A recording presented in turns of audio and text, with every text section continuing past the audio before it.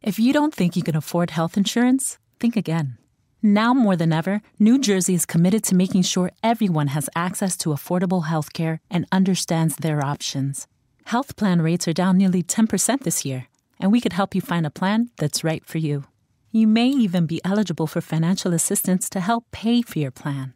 But remember, open enrollment ends December 15th. Visit getcovered.nj.gov to get started today. Blog Talk Radio.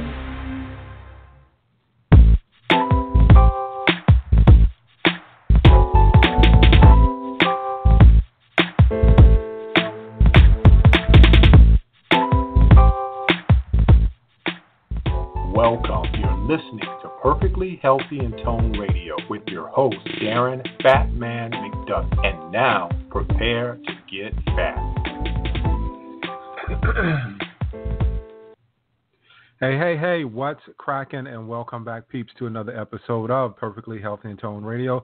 I'm your host, Darren Fatman McDuffie, and this episode is being brought to you by I'mTheFatMan.com.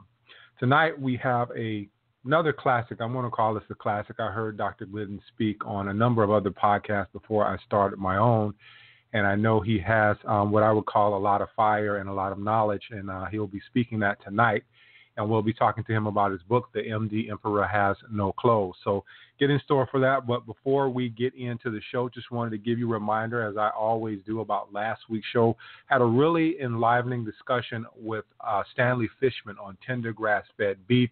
For those of you out there who do not know what grass-fed beef is, maybe you need to go check out the show.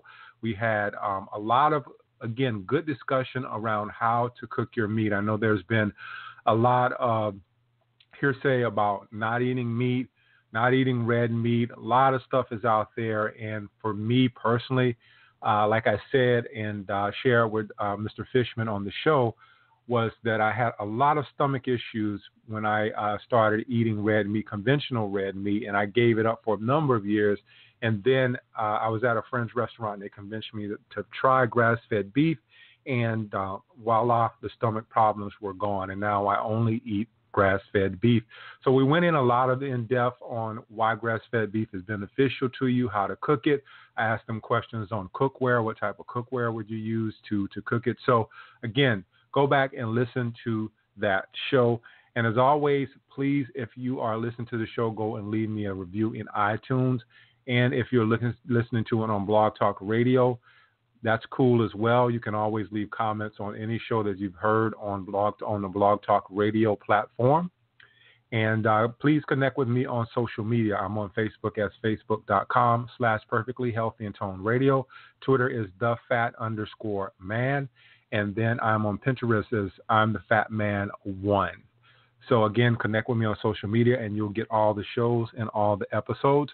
And as I said before, I'll say it again, I'm going to be changing my website, so look out for that probably within the next month or so. I haven't really been writing anything. I've been holding off as to writing the blog, and you'll see the metamorphosis of the website, where it'll be going. A lot of new things. If you've been following my videos on Facebook, you know I've kind of turned over a new leaf, so to speak. And the new website will be an evolution of that, and I'll have a lot of different things on the site. So if you're going to the site now, you know that I haven't written anything in a while, and that's the reason why. So again, tonight we have Dr. Peter Glidden on the show, and before I get him on, I wanted to read his bio. So Dr. Peter Glidden is an outspoken advocate of holistic health. For more than 2 decades, he has been treating people with naturopathic therapeutics, including homeopathy, heavy metal chelation, herbal medicine, and bioidentical hormone supplementation. Dr. Glidden received his BS degree from the University of Massachusetts in Amhurst. He earned his naturopathic degree from Bastyr University in Seattle, Washington. Dr. Peter Glidden, welcome to Perfectly Healthy and Toned Radio. How are you tonight? Mr. McDuffie, thanks so much for having me. I am well, but God willing and the creek don't rise, I'll get better. I've heard that before. That seems like an old saying. I'm from South Carolina, so I hear many of those old sayings. But great to have you. I heard you, maybe about 4 years ago on Sean Croxton's show, Underground Wellness Show. And you inspired me to learn a lot more. My background is I came from the pharmaceutical industry, what I call the dark side, and kind of stepped out of that over into the light. And I remember hearing you, years ago, and Sean was the person who actually inspired me to start my show. We talked back and forth for a while, and he gave me the inspiration to start my own show. And again, I sometimes go back and look at people who inspired me, and when they were talking, and you were one of those people. So I'm glad to have you on. Well, it's very kind of you to say that. And, the simple fact of the matter is that we are building the grassroots coalition of the informed here, because we are, even though we're keepers of the truth, we are not in the mainstream. And it's going to take people like you who stand up and be counted, because that's really the only way that we're going to change the world here, one person, one platform, one podcast at a time. Mm-hmm. So more power to you, man. I appreciate the support. Yeah, thank you. In doing shows, more often than not, the way that people get their, initiation into health is they become sick. Yours was a different route. You didn't really become sick. I wanted you to talk a little bit about how it would seem like you got into this in a roundabout way, but it seems as though it all kind of fit perfectly together and how you became a naturopath. But get into that a little bit. Well, yeah, it's funny. It's like they say, how do you make God laugh, right? Tell him your future plans. The evolution, the arc of my career has been anything but predictable. For some reason, I've always been holistically oriented. I don't know. It's just kind of baked into the cake. I taught myself yoga when I was 12 years old. I took a transcendental meditation course when I was 13, freaked my parents out, right? I've always been holistically oriented and was just kind of stumbling through life. I was graduated pretty high in my high school class, went to a really prestigious college, the Williams College in northwestern Massachusetts, immediately after I graduated high school. But I dropped out of college after a year and a half because I wasn't really learning anything. I hadn't really found my path in life, and I didn't want to waste my father's money, quite frankly. And I looked around, and everyone else that I was going to school with, half of them, they were just wasting their parents' money. I didn't even know why they were there. So dropped out, traveled around the country for about 5 years, did all kinds of things, worked on a commercial fishing boat, lived in a cooperative community in Northern California for a year and a half, did a number of things. I had my own house painting business, and I was happy enough, but I wasn't really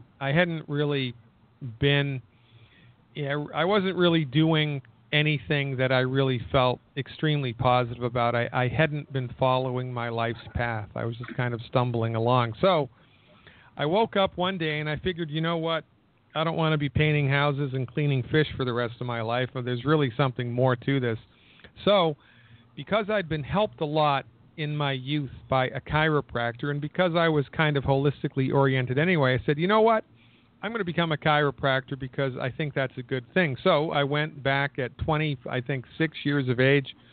I went back to school as a freshman, did my pre-med stuff at the University of Massachusetts. And halfway through my career, I thought, you know what?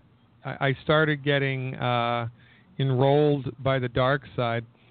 I thought, you know what, those chiropractors, they don't have enough social status for me, so I'm going to become an osteopath, right? I'm going to become an osteopath. So up until I was my January of my senior year at UMass, I was on my way to become an osteopathic doctor, and I went to an osteopathic medical school in Biddeford, Maine, and I had my interview. And they told me, yeah, Peter, we like your grades and we like everything else, but you have to understand that in order to get an osteopathic degree, you're going to have to prescribe drugs and do surgery in conventional medical hospitals. Mm-hmm. And I really didn't want to do that, and I hadn't been keeping my eye on that ball, and that information kind of blindsided me. I don't know why it blindsided me, but I just wasn't paying attention. I was more focused on, getting good grades and passing.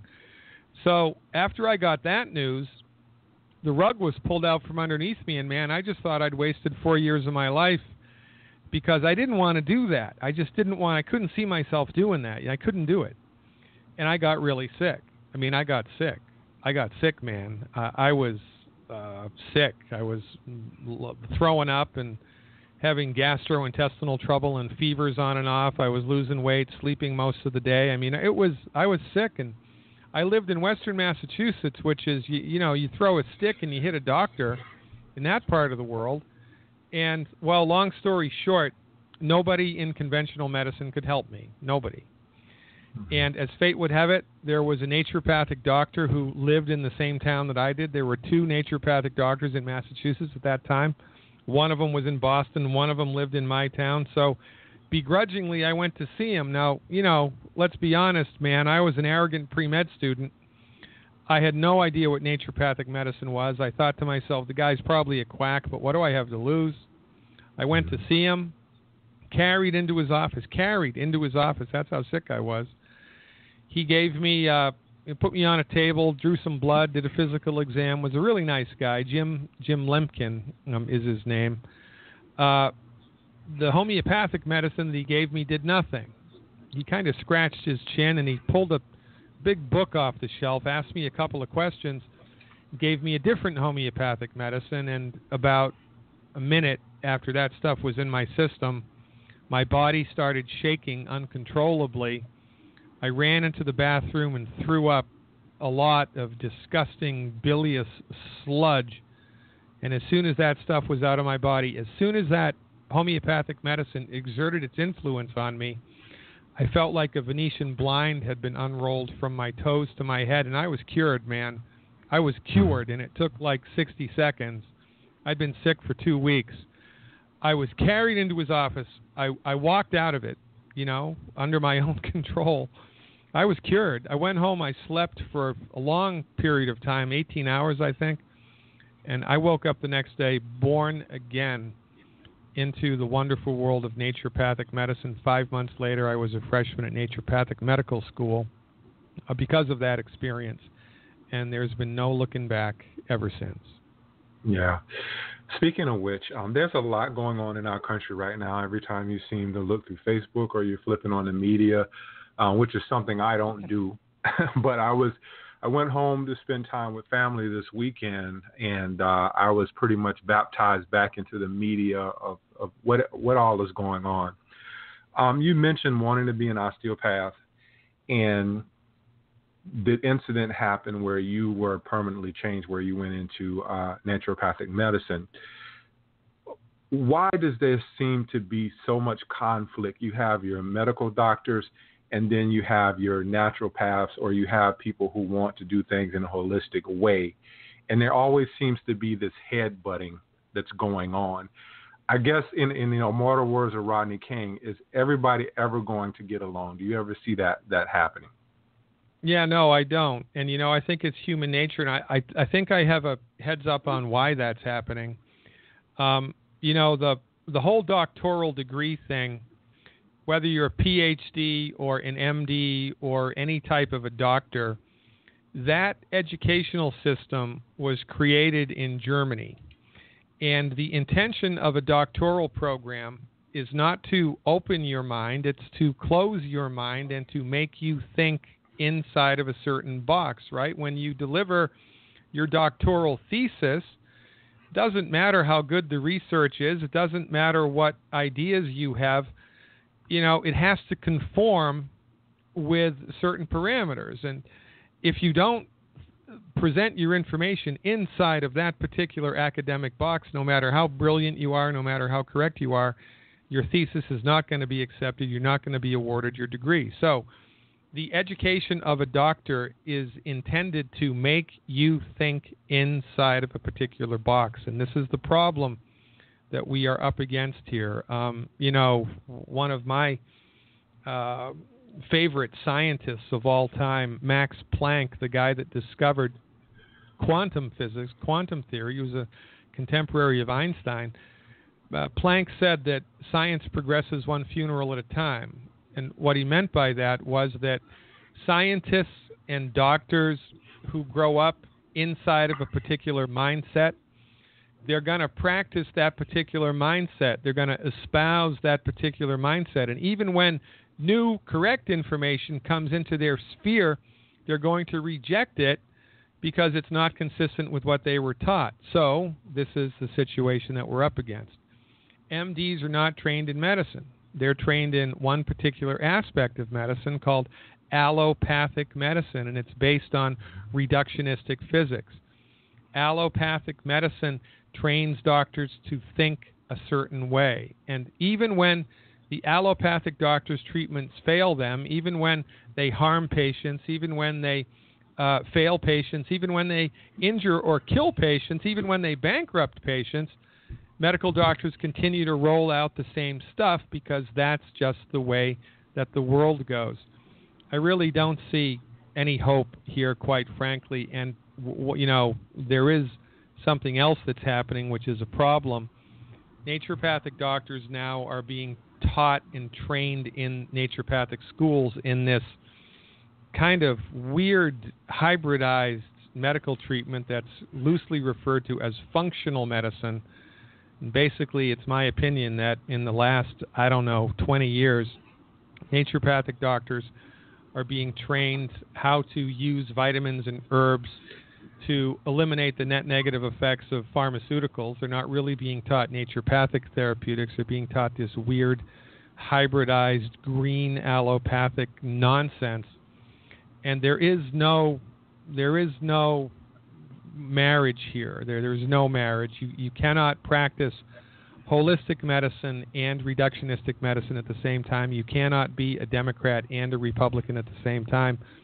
Reductionistic medicine that the MDs are trained in is really great for surgery, trauma care, and a handful of infectious diseases, and that's their wheelhouse. If I was the king of the world, it would be illegal for MDs to treat chronic disease. I mean, we don't let chiropractors do open heart surgery, nor should we.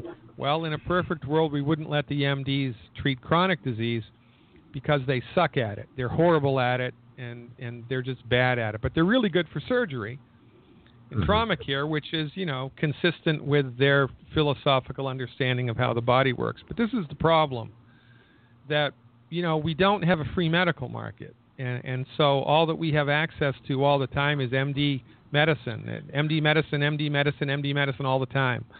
And this is the problem. We need to have a free medical market, but we are far from that goal. Yeah. You mentioned a reductionistic philosophy.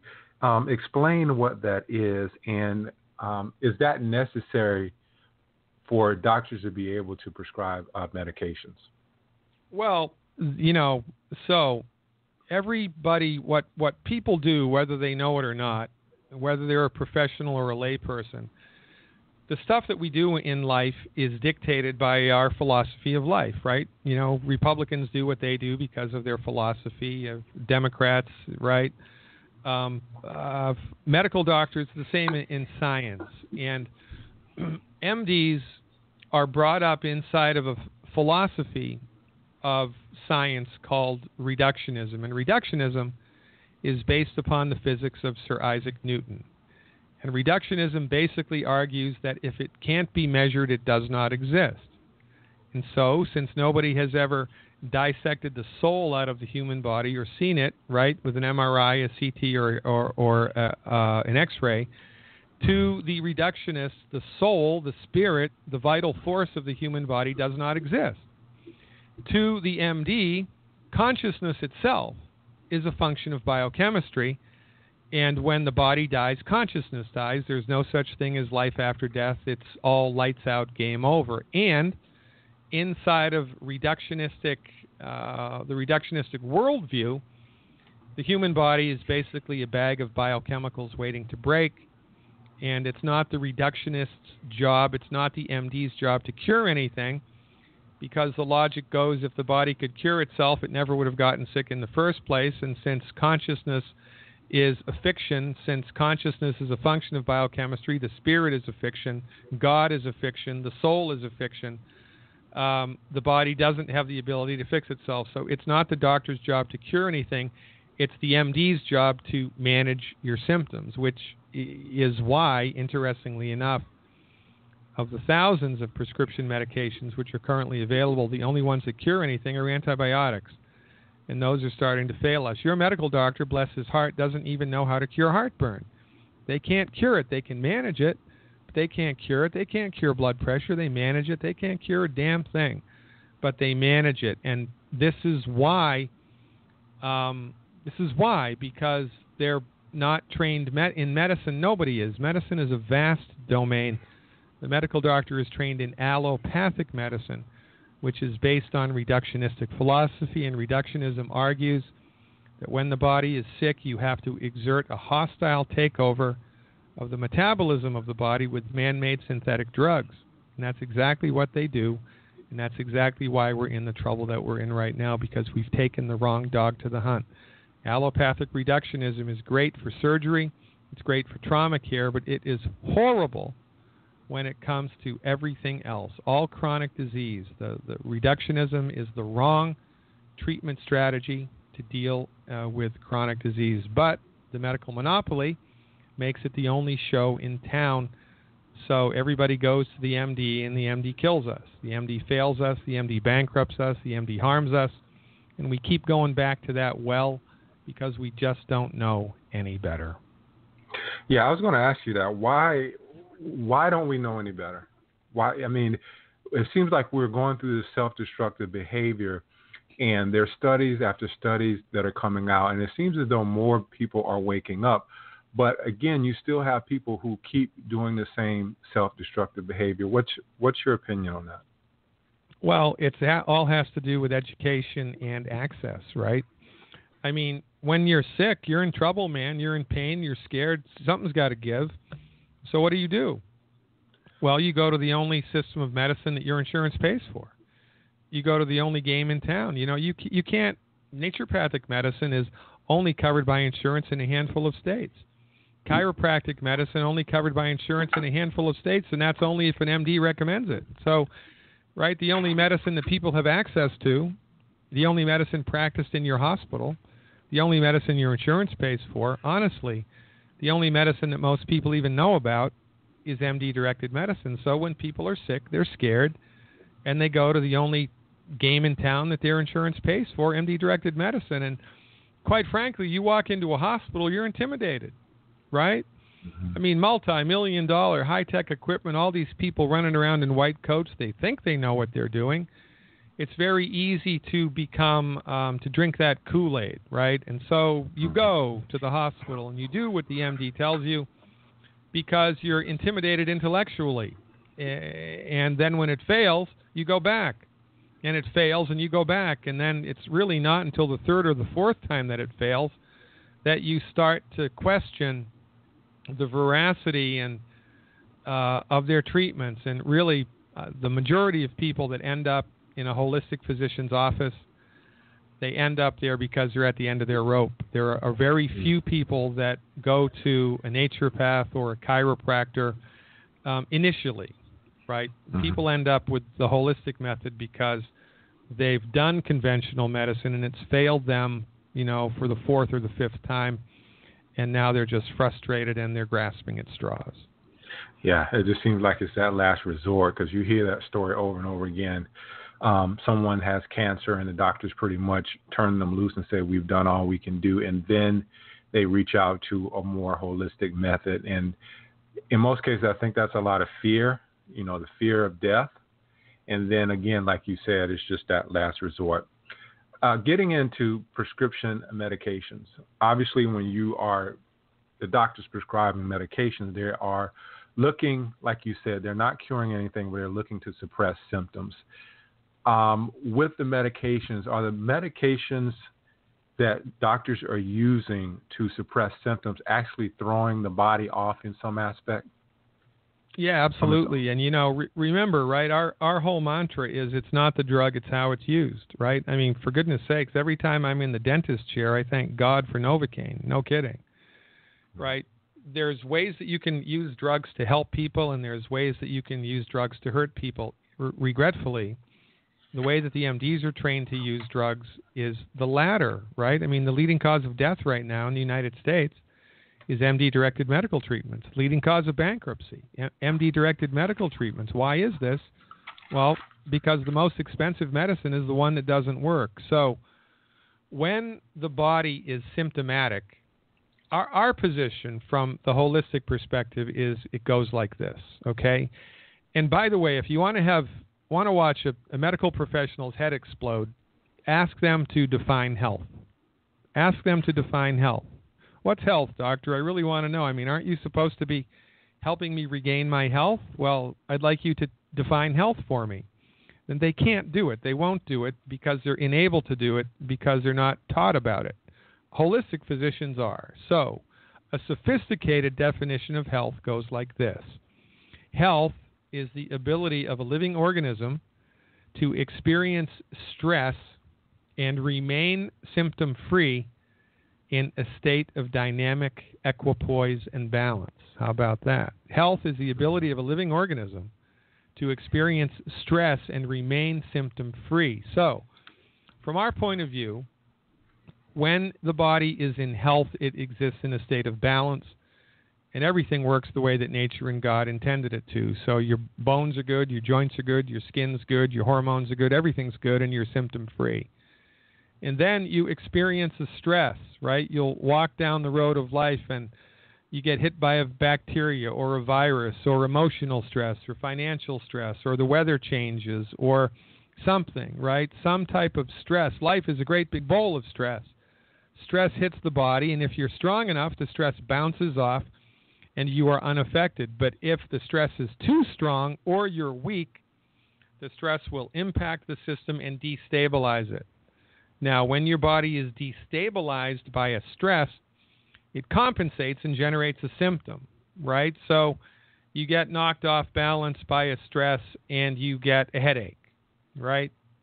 The most common cause of headaches is deficiency in a biochemical in the body called prostaglandin, and this is caused by a deficiency in omega-3 essential fatty acids. So your body runs out of omega-3 essential fatty acids, can no longer make enough prostaglandin, and that's a stress, right? A deficiency is a stress.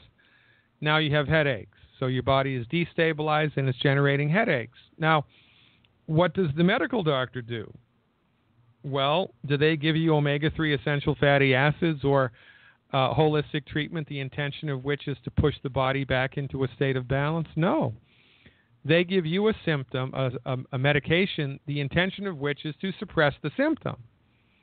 But the symptom was there because the body was out of balance in the first place. So when you simply suppress the symptom, your body falls further off balance and then generates another symptom somewhere else. It has to happen like that. Also, interestingly enough, as your body metabolizes the drug, the metabolization of the drug burns through more of your essential nutrients. This is why, after a while, drugs stop working the way that they did when you first started taking them. So the dose needs to be increased, right? Or they need to add a second or a third drug to generate the same results. It's not because you're habituating to the effects of it. It's because the drug is burning up your nutrient reserves, and now the drug can't work the way that it did initially. Now, you think the pharmaceutical industry isn't smart enough to know this?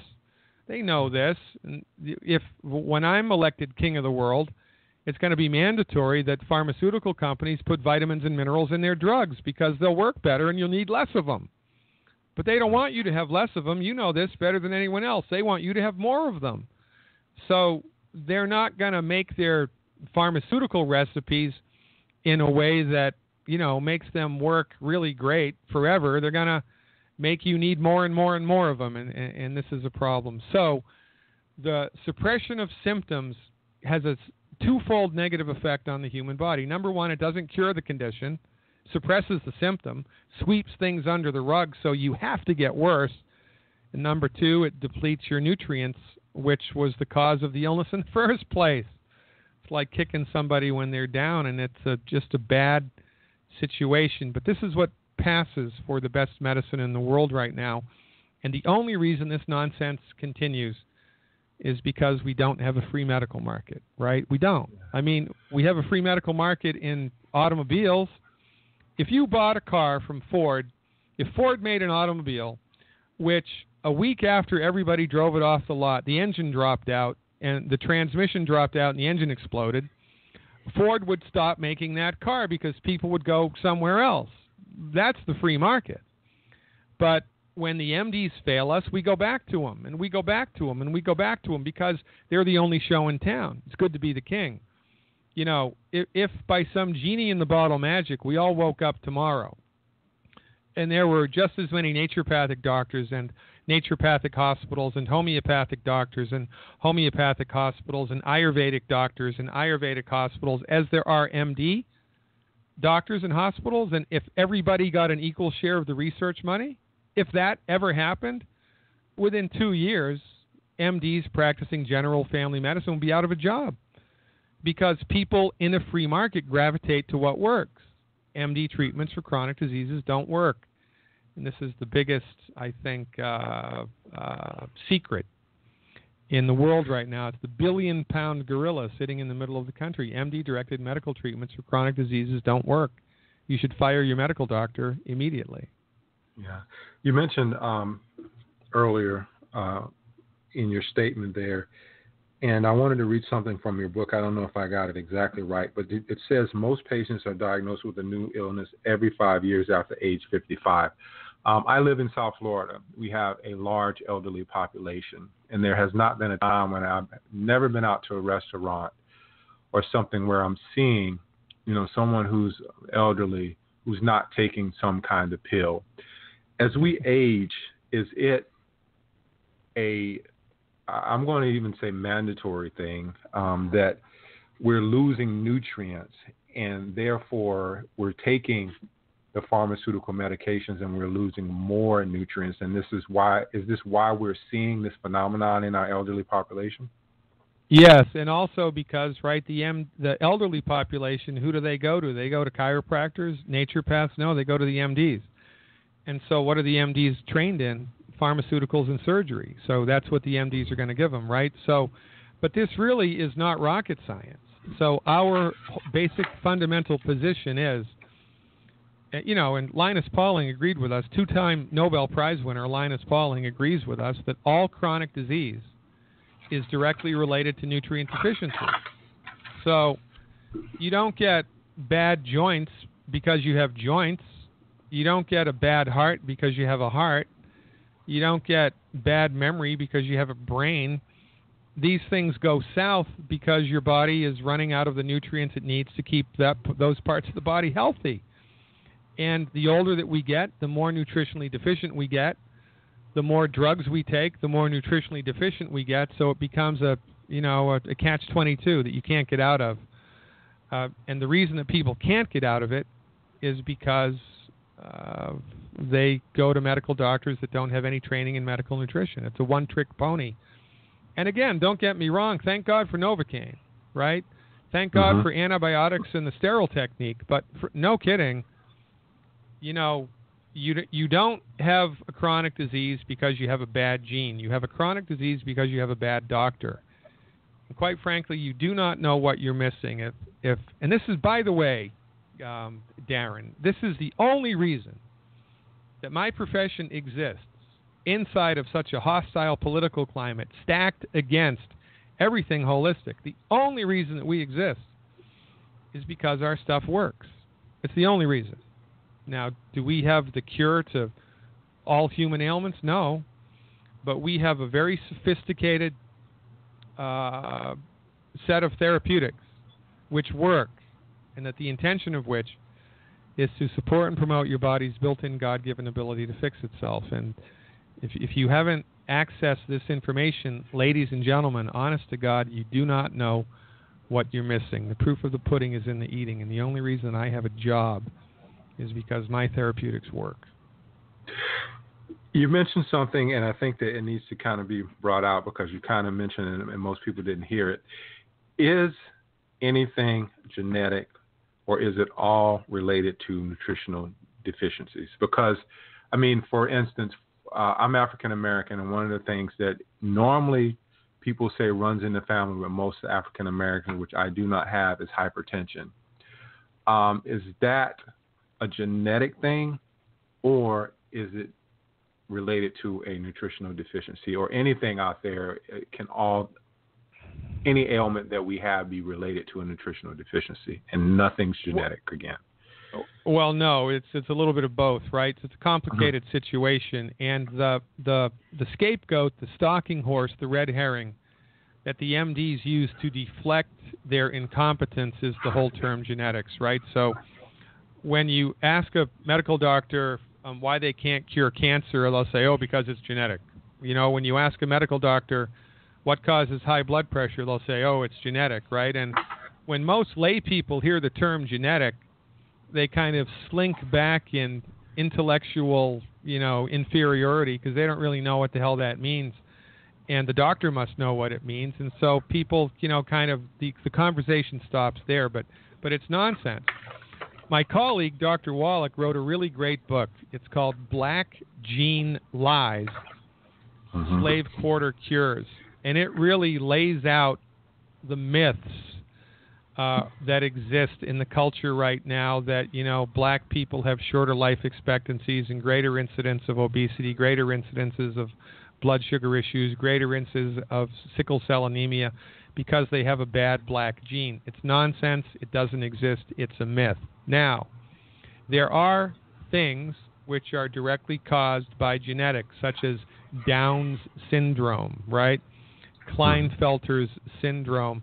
These are things that people are born with because they had a bad gene. They actually did have a bad gene when they were growing inside their mother's body. But the emerging field in genetics right now, which Dr. Wallach is considered the father of, is this whole concept of epigenetics.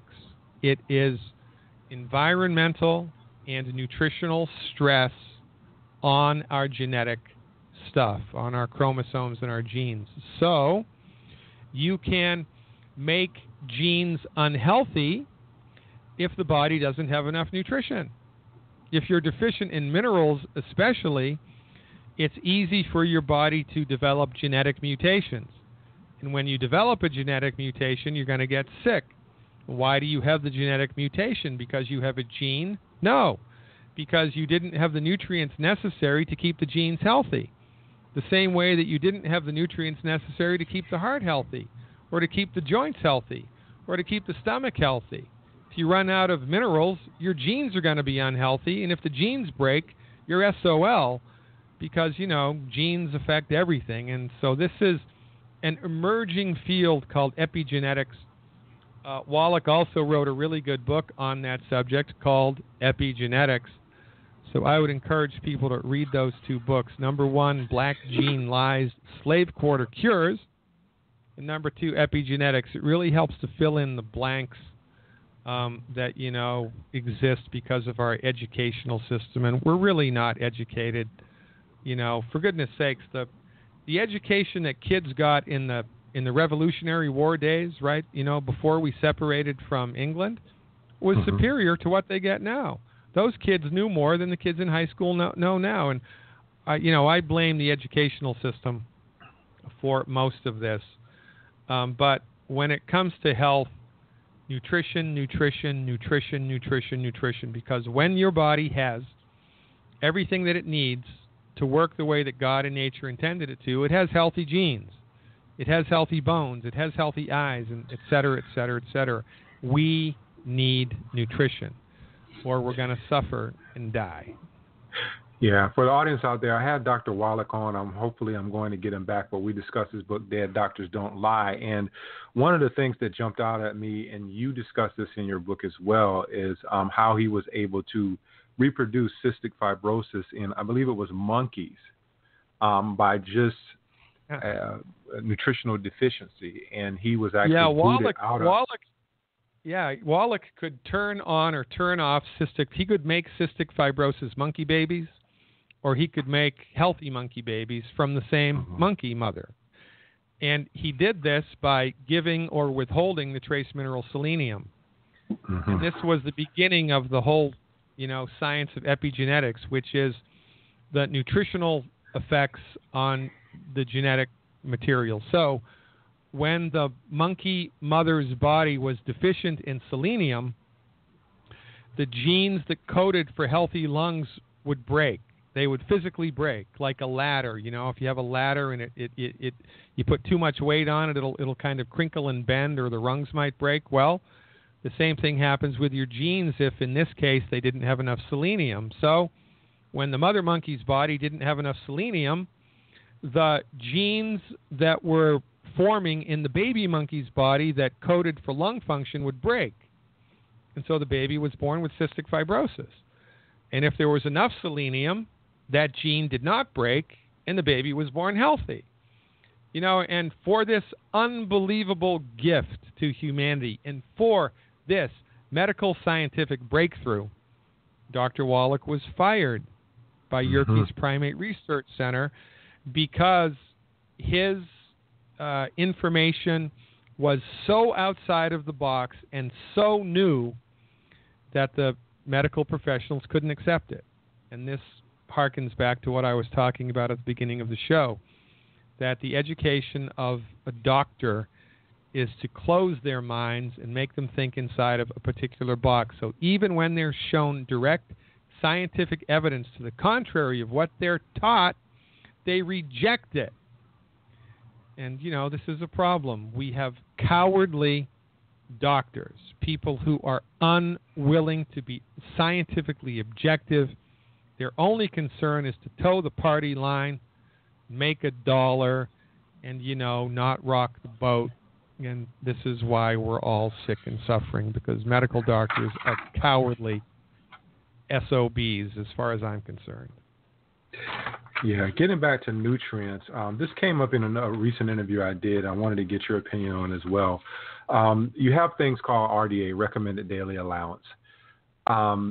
If someone is looking on the back of the back of a box of cereal or, let's say, green beans or whatever it is, and you're getting the list of nutrients, are we actually getting enough by following what we would consider the recommended daily allowance, or do we need more? Well, no, the RDA is ridiculous juvenile nonsense. And again, remember who developed the RDAs? The MDs, people who have no training, no respect, no appreciation, and no clinical experience with medical nutrition. I mean, which is tantamount to going to a chiropractor and asking them for advice about open heart surgery. Well, the chiropractor doesn't know anything about that. You would be a fool if you went to a chiropractor for open heart surgery. Well, you're a fool if you pay attention to the RDAs, because they're developed by medical professionals that have no experience, no appreciation, no respect and with medical nutrition. And so the recommended daily allowances are nonsense as far as we're concerned, and you should pay little or no attention to them whatsoever. What you should pay attention to is the doctors who have had traction and clinical experience in this area, and nobody has better experience in this area than Dr. Wallach. Wallach was in charge of a $25 million federally funded research program from 1970 to 82. Wallach wrote the book literally on medical nutrition. It's in the Smithsonian Institution. So if you want to pay attention to, you know, sophisticated medical science about what nutrients you need, you should listen to Dr. Wallach. You should listen to me and a handful of my colleagues, because this, in fact, is our wheelhouse. Yeah. I don't get a lot of chances to speak about homeopathy, so I wanted to ask you some questions on that. And from reading, you know, the book, one of the things that jumped out at me is that from a homeopathy perspective, one drug doesn't fit all. Talk about that. Because when you're looking at things, we're going to the doctor, and obviously if I come up with, let's say, fatigue, I'm getting a certain type of drug, and everybody behind me that's complaining about fatigue, and this is just an example, is getting the same drug. But from homeopathy, that one drug fitting all does not jive, so to speak. But yeah, explain a little bit about that. Yeah, that's a great thing to talk about, man. Thank you for bringing that up. You know, and this harkens to the basic difference between the holistic medical method and the reductionistic medical method that the MDs apply. Holistic doctors are taught to treat the patient, not the disease. Medical doctors are taught to treat the disease, not the patient. So in an MD's office, everybody with high blood pressure gets the same thing. Everybody with arthritis gets the same thing. Everything with type 2 diabetes gets the same thing, right? It's kind of like it's like it's a one-trick pony. But in holistic medicine, especially with homeopathy, there's a gigantic difference because remember, the holistic physician is trained to treat the patient. So, for instance, you might present to a holistic doctor or a homeopath with a migraine headache, and when we ask you about the migraine headache, you tell us that it feels like your head's being squeezed between a vice, and it's throbbing and pounding, and if anything cold comes near your head, cold air or cold water, it makes it 10 times worse. Now, your brother, you might have a twin brother who has migraine headaches, and they go to the holistic physician and they tell them that their migraine headache, it doesn't feel like their head's being squeezed between a vice. It feels like their head's exploding, like somebody pumping too much air into a tire. And it's not throbbing, it's a steady pain. And the only thing that makes it feel better is a cold application. They want to wrap their head in ice every time they get a migraine. So we have two completely different experiences of the migraine headache. They both are migraine headaches, definitively diagnosed as migraine headaches. But because these two people have completely different symptomology, they will get two completely different treatments from the homeopath because the homeopath treats the patient and how the symptoms are showing up, not the disease.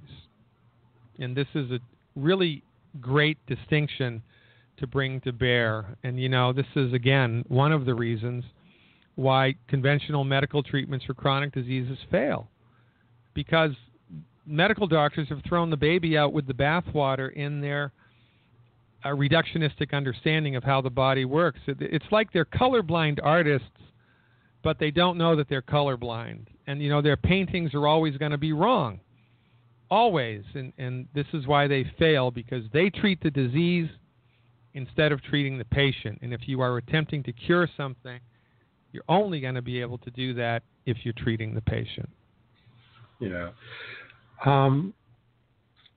Integrative medicine, which is it's a term that's being thrown around a lot, and sometimes you speak with some physicians, or I've seen this term a lot. Is that, in your opinion, a misnomer? Yeah, well, integrative medicine is like a blue dog Democrat. They're not really a Democrat. They're a Democrat, but they act like a Republican, and it's like, well, what the heck? Really choose a side. And, so a tiger never changes his stripes.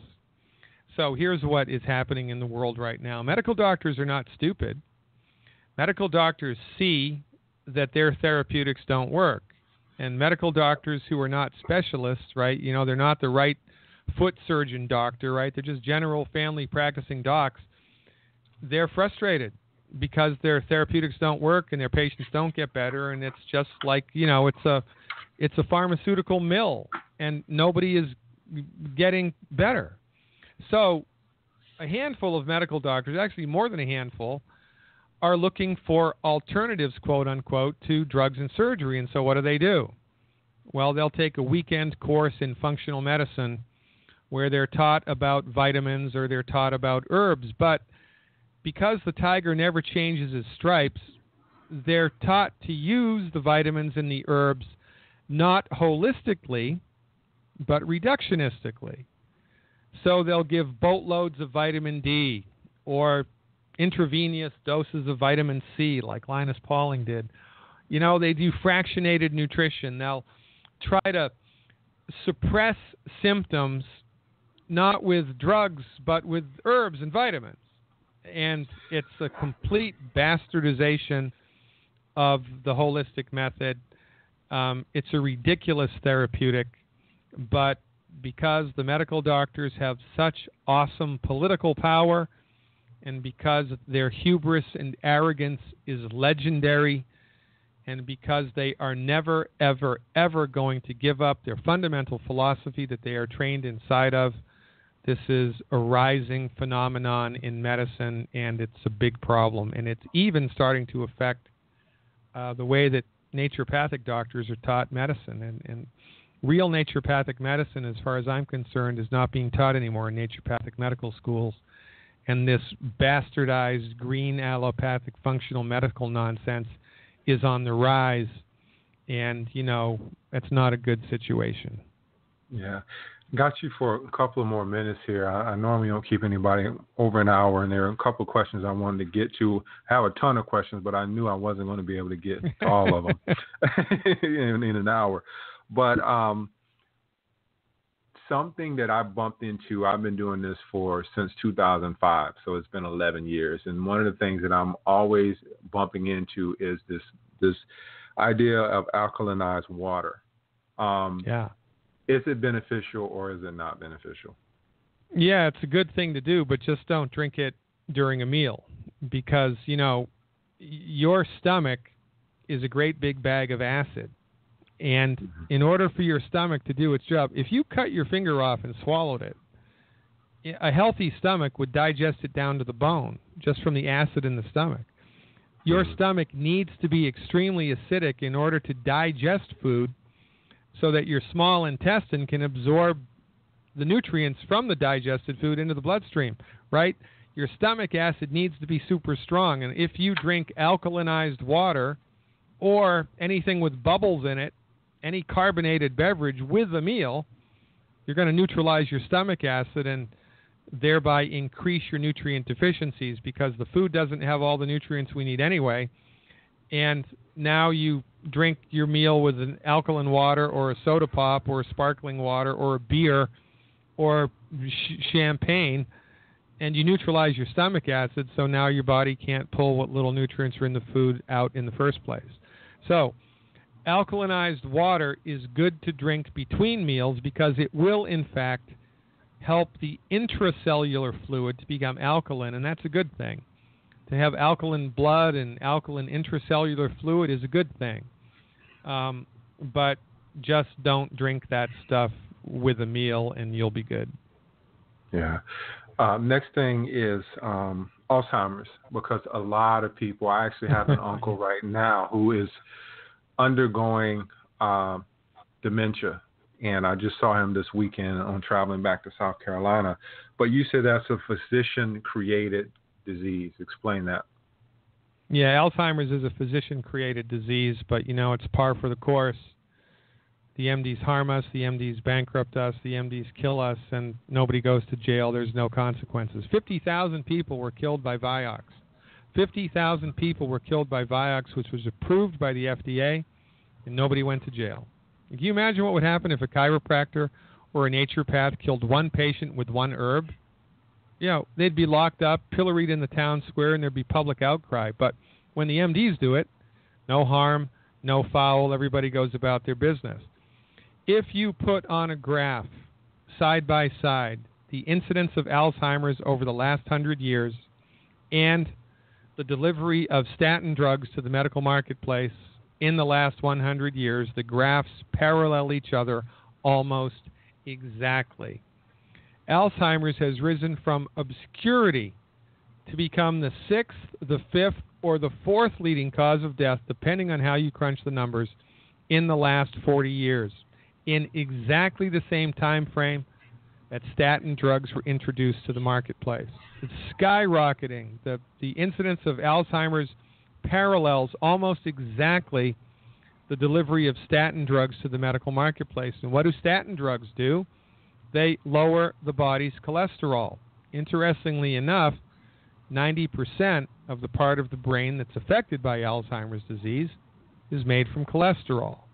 So, when you dry the brain up with fat-free diets, exercise, and statin drugs, you generate Alzheimer's. You also generate erectile dysfunction and hot flushes of menopause because in order to make hormones, the body needs cholesterol. Interesting. That's what all hormones are made from, cholesterol. So When you dry up cholesterol in the human body with statin drugs and fat-free diets, you get erectile dysfunction, you get hot flushes of menopause for 5 years instead of 5 months like our grandparents had, and you get Alzheimer's disease. As far as I'm concerned, Alzheimer's is a physician-created disease, and the best thing that anybody can do if they're taking a statin drug currently is flush it down the toilet. Actually, don't even do that. Put it in a paper bag, put it in a plastic bag, and, stick it in a box somewhere. Don't introduce that stuff into the environment. Burn it if you want to. That's better. Throw it in the firebox and burn it, but don't put it into the water system. Yeah, they're saying that they're finding pharmaceuticals in the water system. And the last question is, and this shocked me because it came up when I was reading, and it kind of, again, was one of those things I wasn't expecting, but the origins of the pharmaceutical company, where I guess the first pharmaceutical company came from Germany, and just the origins behind that. Talk about it a little bit, because I don't think most people are aware of how deep this thing really is. What's going on with the Germans, right? I mean, for goodness sakes, they tried to take over the world twice. I mean, what's up with that? I mean, I don't know. There must be something in the water over there. I just don't get it. But the allopathic MD industry started in Germany. The pharmaceutical industry started in Germany. There was a coalition of pharmaceutical companies in World War II that put their money together, and they owned their own concentration camp. They owned their own concentration camp. And they did experiments on concentration camp, people that were there, the Jews and the Gypsies and everybody else. They also made them do forced slave labor in the pharmaceutical plant to make the Zyklon B gas that was killing everybody in the death camps. It's crazy. And after World War II, right, the people that ran these pharmaceutical death camps traded their uniforms for coats and ties. They got out of Germany on visas which were issued by the Vatican and by an operation that the United States government had called Operation Paperclip. They collected all of the data that these maniacal Nazi MDs collected from all the inhuman human experiments that they did on the victims of the concentration camp. They didn't want to let that data go. They brought them over to the United States and employed them. One of the companies that was involved with this was Bayer. And Bayer's still going strong. I mean, the people that make your children's aspirin were doing experiments on internees at the death camps in World War II. And I'm the quack, right? They've got jobs. And naturopathic doctors are, struggle to get patients and struggle to be licensed. It's an inside-out, upside-down, crazy world. And really, man, again, it's not the drug, it's how it's used. But when you look at the evolution of medicine in the United States, in the world, you will be horrified at what medical professionals, MDs, and pharmaceutical companies get away with. They literally get away with murder, and nobody goes to jail. And, this is the biggest problem that we're up against here in the not-so-free 21st century. Yeah, it just seems like a lot of stuff is coming to the forefront now. It's like we're a society and it's like a powder keg. things are waiting to blow. But Dr. Peter Glidden, and thank you for being on. And your website, can you give us your website? And if anyone wants to work with you or anything like that? Can you give us the information? The website, I'm the easiest guy to find in YouTube, right? Just type in Dr. Glidden. But my website is glidden.healthcare. Glidden, like the paint, .healthcare. I have an online subscription service on my website called the Dr. Glidden Advocate. It's an online self-help health recovery program. It's $20 a month. For goodness sakes, it's $2 for 2 days. If you become a Dr. Glidden Advocate, on my website, glidden.healthcare, you'll have immediate access to hundreds of hours of educational videos that I've put together that tell you how to get yourself into the game of healing with real stuff, real holistic therapeutics that actually work. You know, we suffer needlessly, right? My people are destroyed by lack of knowledge. We need to educate as many people as we can, as often as we can, about the wonders and the opportunities of science-based, clinically verified medical nutrition. Check it out, Glidden.healthcare. Mr. McDuffie, you are to be applauded for the stand that you're taking and for the work that you're doing, because it's people like you that are, in fact, going to change the world. People who are strong enough in moral fiber and spiritual rectitude to stand up and be counted and be brave enough to simply tell the truth. Keep up the good work, man. Your community needs you more than you know. Thank you, Dr. Glidden. I appreciate those kind words. And thank you for being on, man, and have a great evening. Thank you very much. Okay. All right. Thanks for listening tonight. Very powerful show. Something that when I first started learning, I would go back and listen to these shows over and over again, and I would advise you to do as well. It's just, as Dr. Glidden says, educating yourself. Pick up as many books as you can and read them. I mentioned during the interview that I did a previous interview with Dr. Joel Wallach on the show, Our Dead Doctors Don't Lie, and you can actually hear the story about the cystic fibrosis and what happened with him. And if you want to go to iTunes, or you can go to the Blog Talk Radio platform and look for the show Dead Doctors Don't Lie and really listen to that show. And again, this will be a great show to combine with those, the two that really will teach you a lot of knowledge.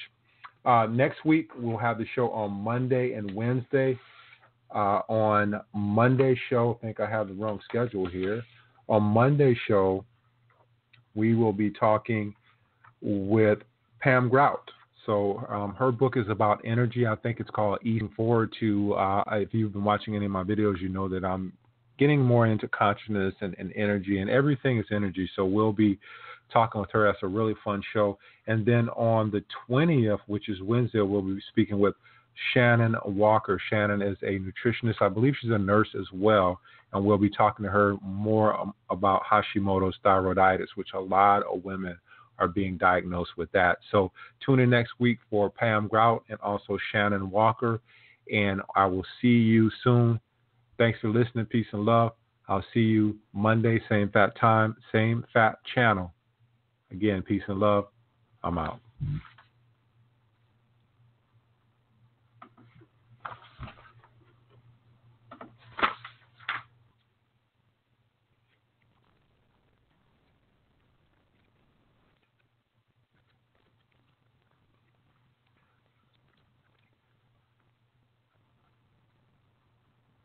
Sure, you're healthy now, but health insurance isn't about now. It's about being covered for the unexpected. When an accident or injury happens, the last thing you should worry about is how to pay for your health care. GetCovered.nj.gov can help you find an affordable plan that's right for you. You may even be eligible for financial assistance. But remember, open enrollment ends December 15th. So visit getcovered.nj.gov and find a health plan that keeps you covered, no matter what life throws at you. If you don't think you can afford health insurance, think again. Now more than ever, New Jersey is committed to making sure everyone has access to affordable health care and understands their options. Health plan rates are down nearly 10% this year, and we could help you find a plan that's right for you. You may even be eligible for financial assistance to help pay for your plan. But remember, open enrollment ends December 15th. Visit getcovered.nj.gov to get started today.